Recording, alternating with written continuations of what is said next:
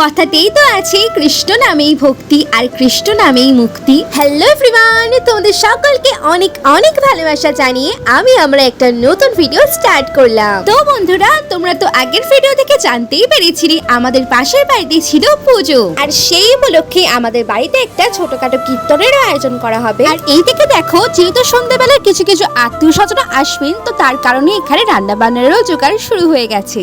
আর এই তো সন্ধ্যা হয়ে যাওয়ার পর আমরা কীর্তনও শুরু করে দিলাম। প্রথমে তো আমরা বাড়ির কিছুজন মিলেই কীর্তনটা করছিলাম, তারপর আস্তে আস্তে আমাদের অনেক আত্মীয়রা এসে এই কীর্তনে যোগ দিয়েছিল।